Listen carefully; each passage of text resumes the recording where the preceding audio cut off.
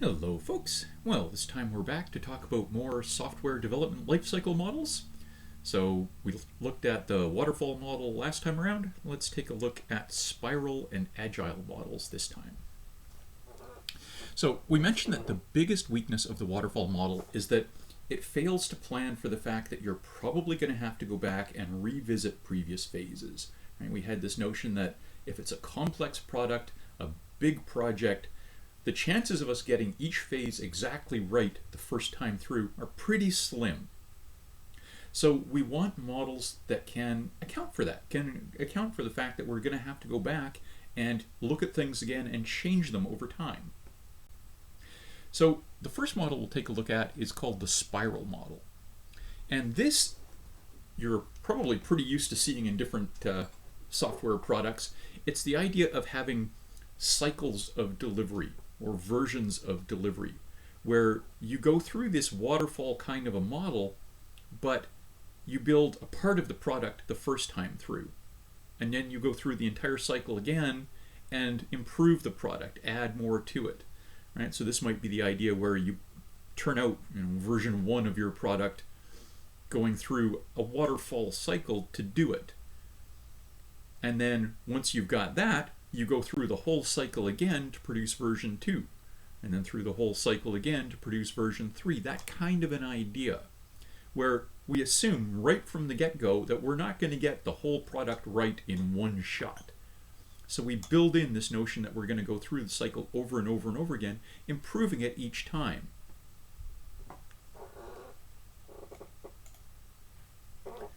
So this time, what we're trying to do is say, okay, well, let's figure out for the first version, let's figure out what just the core functionality of the product is. What do people need right away that we can tackle as sort of a manageable chunk? Something that we think we can get right or pretty close to right in one of these sort of waterfall-like cycles. So we'll pick that chunk and then we'll go through this idea and say, okay, well, for this one chunk, what are the requirements for it? We'll plan it out. We'll design it, we'll implement it and test it, and we'll roll it out. And then once it's out there and being used, we can perform maintenance on it during the time we do our next cycle. And we can also get feedback from the users and plan from the users to decide, okay, what should go into the next version? What's a manageable chunk to deal with for version 2, let's say, for our next cycle? And then we'll go through this same sort of a process, right? We'll decide what are the things we want to go into version 2. We'll plan out how we're going to develop version 2 and what do we need to do at what time. We'll design version 2 based on version 1. We'll implement it, we'll test it, and then we'll roll it out. And this has, a lot of advantages to it in that the customer gets that first version a lot earlier than they would get the sort of full product under the waterfall model. So they have something out there and usable right away.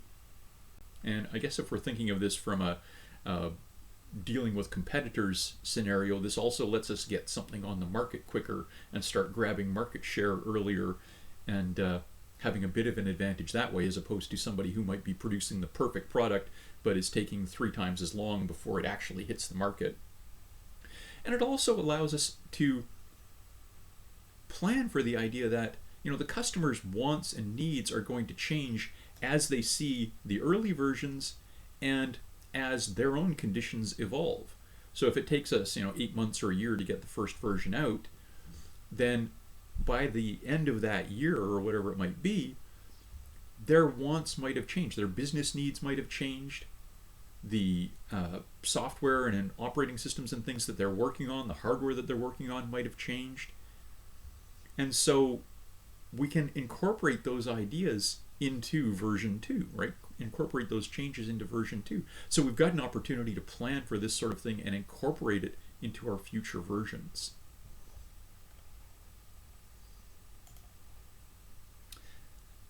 Now, actually, let me back up before I babble about the agile model. The one kind of drawback, well, I guess there's 2 sort of drawbacks with the spiral model. You've got less risk than with the waterfall model because you're not trying to do everything all at once. But you've still got some of the same kind of drawbacks within any one cycle. Right? Within one cycle, if we discover that we made a significant mistake in our requirements or a significant mistake in our design, we're still faced with that situation that means we do have to actually go back in the middle of our cycle and fix our requirements or fix our design and then move on from there and fix the implementation. So it does have some of the same weaknesses. It's just they're localized to the portion that we're working on now as opposed to the entire product. And it does also mean that the final and perfect version of our product probably gets there slower than in a waterfall model where we tackled the whole thing and designed it, and assuming nothing went wrong, if we actually got it all out there, we don't have the extra overhead of doing these multiple cycles. So for the long term, it might take a little bit longer, but the user might be much happier with the product that they get and the intermediate versions that they had, as opposed to having nothing as it went along. So again, there are strengths and weaknesses depending on what it is you're trying to achieve. I guess one of the other advantages to something like this is that your team and your client get experience with the product and your design of it in that first pass, that first cycle. And as you start getting to the more advanced features or more complex features later on, your team has developed that knowledge base of what they're working on. So your team is actually more experienced when it comes to designing and implementing that next cycle, that next phase, that next version. All right, I want to move on to the third model that we're considering, and this is a completely different idea. So for the waterfall and spiral models, we have this careful planning, right, where we think in the beginning about what it is we want, we plan it, we design it, we implement it. You've got this nice careful structure that's pretty organized right from the get-go. The alternative is an agile model, where this is more the it might be the more intuitive model for developers. As a developer, we often have a tendency to want to just dive in and start coding things and see how it goes. So for an agile model, what we're going to do is essentially throw out the idea of long-term requirements gathering and specifications. And it's based on the concept that we have a team of good developers who are interacting with a client and with users who are going to give us lots of feedback on whatever it is we give them and whatever it is we're doing. And essentially what we do is ask the user, what would you like this week? Right? So for the very first version of the product, what do you want? What do you want this to do? What would you like this to do by the end of the week?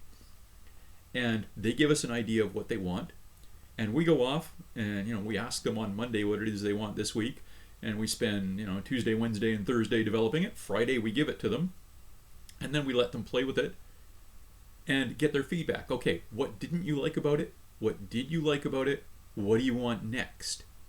And so next week we'll go through and tackle this next set of changes, and we'll change what we implemented, we'll rewrite it, we'll fix it, we'll add to it, we'll change it. And we just go through these really short cycles. And again, I'm using a week, but it might be 2 weeks, or it might be 3 days, or it might be a day, or whatever kind of a cycle is going to work for you, your team, and the client. But you've got this notion of we're just going to go through these quick, short cycles where we actually give them something, let them play with it, and give us feedback. And so this kind of rapid cycle lets you start from kind of this really vague idea that the client might have in the beginning, or this partial idea that they might have in the beginning, and we can refine it and evolve it in all sorts of different directions to eventually be exactly what it is they want. So this is a very different approach, and it's, again, got some significant strengths and weaknesses. Strengths and weaknesses. So we're kind of implicitly going through and getting the requirements as we go, right? As we give the user things, they're figuring out additional things that they want, or different things they want, or things where they want this done in a different way than we did it.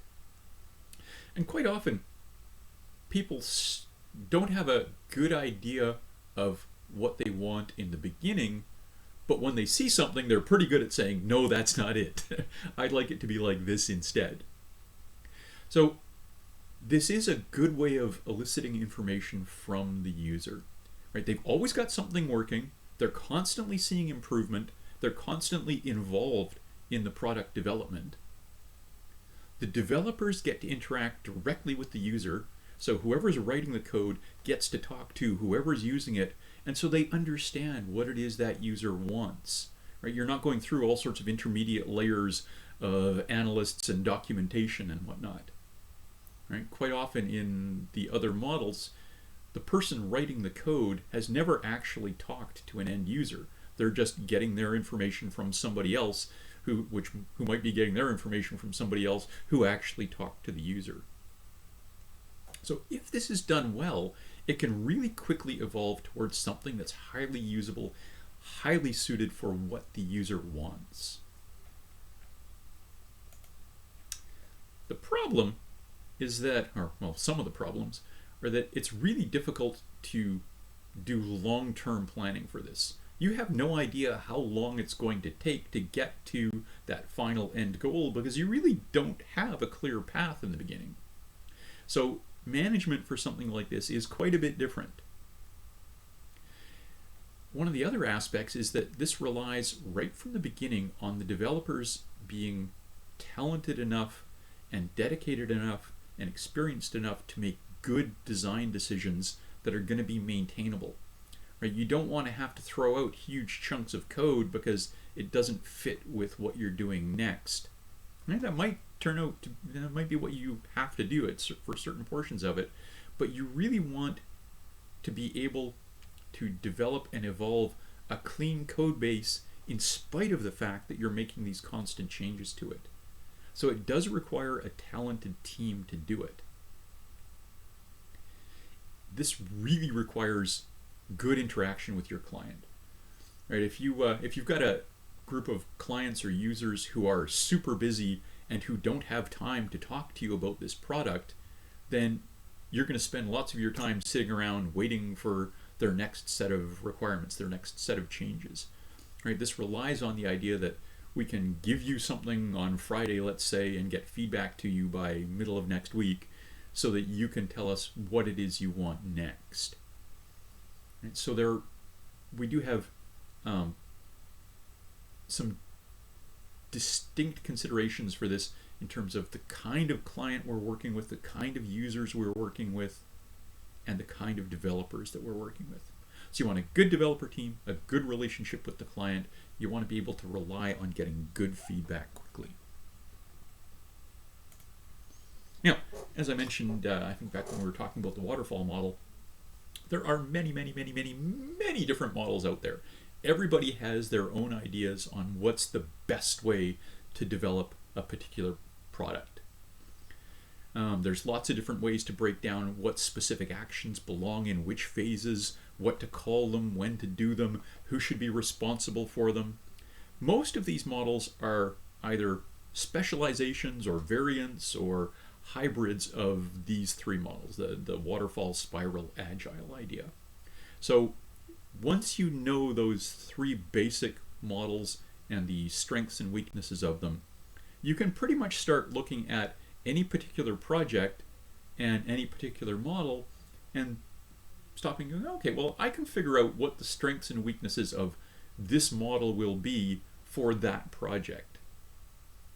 And so every organization, every team will eventually evolve some kind of a model that they're following, whether they evolve that formally or it just happens to be the way they wind up doing things. You are going to run into lots of different models over the course of your career, lots of different teams that you work with. The big thing is that you want to make sure everybody understands the model that you're following and what they're responsible for in that model. Right? That's the biggest thing you want to be clear on, making sure that everybody knows these are the things that I need to do and that somebody somewhere has the big picture in mind so that they know who is responsible for each different part. Right? Just to make sure that you don't have any chunk that hasn't been assigned to anybody. So whatever model you wind up working with, they're all good in their own ways. They're all suitable for certain things. It's just thinking about the advantages and disadvantages to each. And that's going to be true for so much of software engineering, for so much of some of the systems analysis courses that you look at later, or the user interface courses that you look at later. For everything, there are trade-offs, right? Good and bad to every different approach you can take for almost everything in this business. And it's just a matter of making sure that you make informed decisions. You think about the strengths and weaknesses of something before you make a decision. All right, we will leave it there for now.